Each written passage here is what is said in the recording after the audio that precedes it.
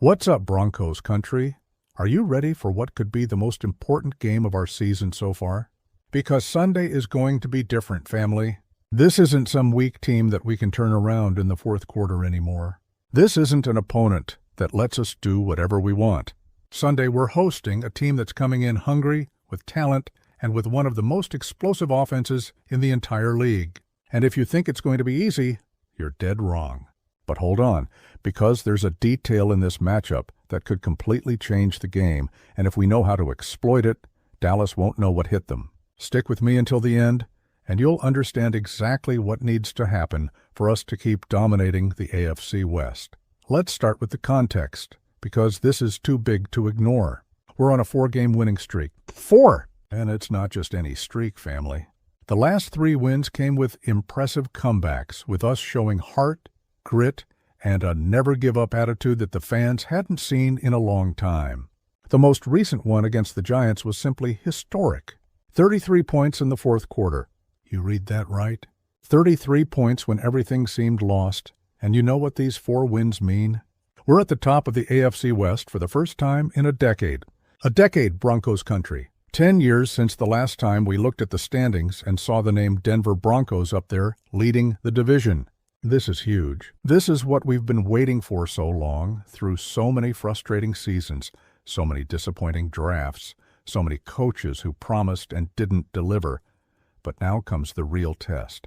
Because it's one thing to come back against weaker teams. It's something completely different to play 60 complete minutes against an elite opponent. And Dallas, even with 3 wins, 3 losses, and a tie, is exactly that, an elite opponent. Check out these numbers I'm about to show you. Dallas has the first-ranked total offense in the league. First place, people. They're producing 390 yards per game. That's absurd. They're the second-best passing attack, throwing for 202 yards per game through the air. And in terms of points, they're the second-best team in the NFL, scoring an impressive 31 points per game. This is an offense that can explode at any moment, that has weapons on all sides, that can destroy you if you slip up for a second. Now, look at our offense. We're 11th in total yards with 347 per game. 6th place in rushing with almost 132 yards on the ground per game. 15th in passing and 17th in scoring with only 23 points per game. In other words, statistically, we don't compare to Dallas's firepower. They score 8 more points than us per game. 8 points. That's more than a touchdown difference. But here's where it gets interesting, family. Because if Dallas's offense is elite, their defense is the complete opposite. Check this out. 32nd place in total defense. Dead last in the league. They're allowing force 1 yards per game. 30th against the run, allowing 141 yards on the ground.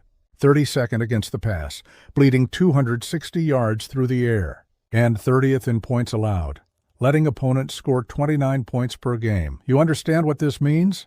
Dallas can't stop anybody. Absolutely nobody. While their offense is up there blowing up defenses, their defense is getting massacred week after week. It's like they're playing without a defense. Every game is a shootout, where whoever has the ball last wins. And now, look at our defense. 3rd place in total defense, allowing only 273 yards per game. 9th against the run. 6th against the pass. And 4th in points allowed, letting opponents score only 18 points per game. We have one of the best defenses in the league facing one of the worst defensive systems in the NFL. That's a gigantic advantage. The sportsbooks are making us 3.5-point favorites at home. The total is set at 50.5. In other words, they're expecting a high-scoring game, which makes sense when you combine Dallas's explosive offense with their porous defense. But here's the question nobody's asking. What if we don't let it become a shootout? If you're really Broncos Country, subscribe to the channel right now so you don't miss a single play. Hit that red button, turn on the bell, and let's go together on this journey to the playoffs. Look, the expert analysis is saying everything we need to do. First, start fast and maintain the pace. This is fundamental, family. We can't afford to start slow again, not against Dallas. If we receive the kickoff, we need to march down the field and put 7 on the board right on the first drive. If we start on defense, we need to force a 3-and-out immediately and then go out there and score. But it can't stop there. We need to maintain the intensity for the full 60 minutes. Because if we give Dallas room to find their rhythm, especially on offense, they're going to explode. And then it could become one of those games where we're playing catch-up the whole time, trying to answer touchdown for touchdown, and that's not our game. We don't have the offensive firepower to compete in a pure shootout against a team that scores 31 points per game. Second key, run the ball. Look, I know it's exciting to see Bo Nix throwing all over the field, making those explosive runs with his legs. Everybody loves that. But the winning formula, the one that won't give us a heart attack every Sunday, is establishing J.K. Dobbins and R.J. Harvey in the running game. If we can run well, Bo Nix and Sean Payton can control the game, can choose when to take risks, can keep Dallas off the field. And look how this makes mathematical sense. Dallas allows 141 rushing yards per game. We produce 132 yards rushing per game. That means if we play our normal running game, we're going to have success against this defense. But what if we focus on it? What if we really commit to the ground game from the first snap? We can completely dominate the line of scrimmage, can control the clock, can keep Dallas's explosive offense sitting on the bench watching. Third key, play 60 complete minutes. This might seem obvious, but for us, it's been the biggest challenge. The euphoria of that 33-point fourth quarter comeback is still fresh. But let's be honest, we can't depend on that every week. Dallas is a far superior opponent to the last two we faced. They have elite players. They have a quarterback in Dak Prescott who can destroy you if you slip up. They have offensive weapons that can score from anywhere on the field. We need to show up from the first snap and play our best football for 4 complete quarters. No starting slow. No digging holes in the score. No depending on miracles at the end. Just solid, consistent football for 60 minutes. Establish the run, control the clock, let our defense shine, and score when we have the opportunity. Fourth key, limit Dallas's explosive offensive capability. This is crucial, family. Dak Prescott is having a phenomenal season. He's among the top 5 in the league in passing yards, touchdowns, and completion percentage. The guy is playing at a very high level, and he has weapons everywhere. CeeDee Lamb is one of the best receivers in the NFL, capable of winning any one-on-one situation. Brandon Cooks still has that speed to stretch the field. And they have tight ends that can hurt you over the middle. Our secondary is going to need to play at their best level so far this season. Patrick Surtain, too, is going to have to lock down whoever is assigned to him. Riley Moss needs to keep playing that solid football he's been showing. And our safeties are going to have to be in position all the time, because Prescott is quick with his decisions and will exploit any mistake. But here's where we can win this game. Our pass rush against Dallas's offensive line. Prescott has been sacked only 8 times this season. 8. That means he's getting time to throw. He's comfortable in the pocket. He's completing his full reads. We need to change that. We need to put pressure on him. Need to make him rush his throws. Need to take him out of that comfort zone. And look who we have in our pass rush. We have guys who can get to the quarterback, who have the moves, who have the speed.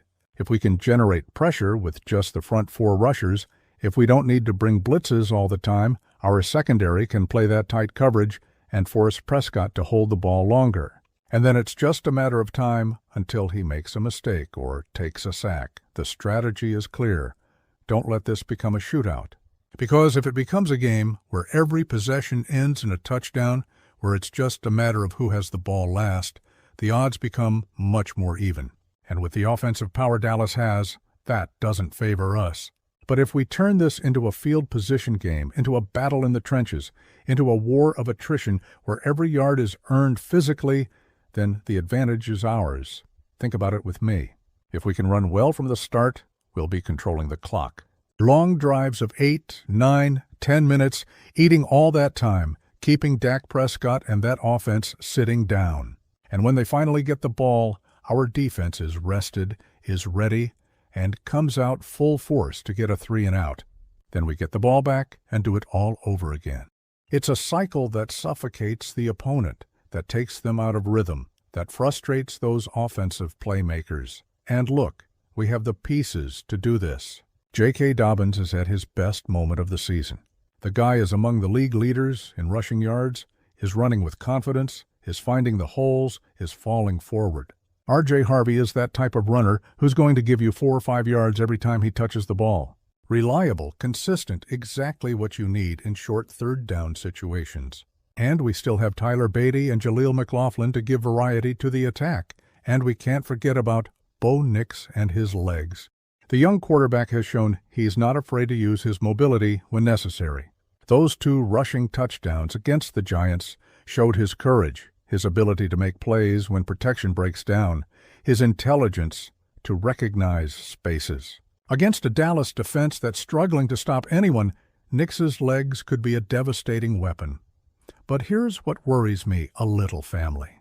We have this tendency to start games timidly, to test the waters with those short lateral passes that don't lead anywhere. Against weak teams, we were able to recover from that.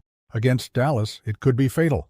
If we start slow, if we give Dallas a 2 or 3 touchdown lead in the first half, it might be too late to react. Dallas has the type of offense that can build big leads quickly. Prescott connects with Lamb for a 40-yard touchdown. On the next drive, he finds Cooks wide open deep for 7 more. Suddenly, you're down 14, 17 points, and now you have to abandon the running game that was working and start throwing the ball all over the field. And that's exactly when mistakes happen, when interceptions happen, when the game gets out of control. So the message for Sean Payton is clear. Be aggressive from the start, but be aggressive running the ball. Not aggressive trying 40-yard deep passes on first down. Be aggressive establishing that power run, those inside zones, those counterplays that make the opposing defense backpedal. Break their will on the ground. Make them feel physical contact play after play until they can't take it anymore. And when you've established that, when you've forced Dallas to bring 8-9 guys into the box, then you unleash Bo Nix. Then you call that deep play action where the safety bit on the fake and left the receiver completely alone. Then you use Marvin Mims on a jet sweep that catches everyone by surprise. But first, you establish the basics. First, you prove you can and will run the ball. Look at the elite defenses in the NFL. They all have one thing in common. They force one-dimensional teams to stay one-dimensional. If you only know how to pass, they're going to pressure you, put on heavy coverage, force you to run, and when you can't, you lose. If you only know how to run, they're going to stack the box and force you to pass, and when you can't, you lose. But if you can do both, if you can run when they expect pass and pass when they expect run, you become unstoppable. We have that versatility. We can run efficiently. We can pass when necessary. We have a quarterback who, despite being a rookie, has already shown he can manage games and make throws when the situation calls for it. We have receivers who can win in one-on-one situations. We have everything we need. We just need to execute. And on the other side of the ball, our defense needs to have the game of their lives. Because even if we control the clock with the running game, even if we limit Dallas's possessions, they're going to score points. It's inevitable with the talent they have. So our defense can't let those explosive 75-yard drives in 4 plays happen. Need to make Dallas work for every yard. Force them to have long drives of 12, 15 plays, where the chances of error increase. A sack here, an incomplete pass there, a penalty that puts them in 2nd and 15. These small victories add up, and suddenly that drive that started promising ends in a field goal instead of a touchdown, or ends in a punt, or if we're lucky, ends in a turnover. Every time we hold Dallas to less than 7 points, it's a victory. Every time we force them to punch the ball in on 4th down, it's a victory. So, Broncos Country, how are you feeling about Sunday? Do you think we have what it takes to play 60 complete minutes? Do you trust that our running game will dominate that weak Dallas defense? Comment below and tell me the score you're predicting. This game could define our season. A win keeps us at the top of the division. Proves we're not just a team of miraculous comebacks. Shows we can compete with anyone when we play our best football. A loss and suddenly the doubts come back. Suddenly that 4-game winning streak seems less impressive. Suddenly we're looking over our shoulder to see who's coming, but I believe in this team. I believe in Bo Nix and his ability to grow each week. I believe in J.K. Dobbins and our running game. I believe in Sean Payton and his ability to create winning game plans. I believe in our defense and their ability to make stops when it matters most. And I believe in Broncos Country, in the energy you bring every week, in the unconditional support you give this team. Sunday is going to be special, family. It's going to be one of those games we remember for years. Drop a like if you're confident in the win. Share it with all your Broncos family friends. And we'll see each other after the game to analyze this victory. Let's go together, Broncos Country.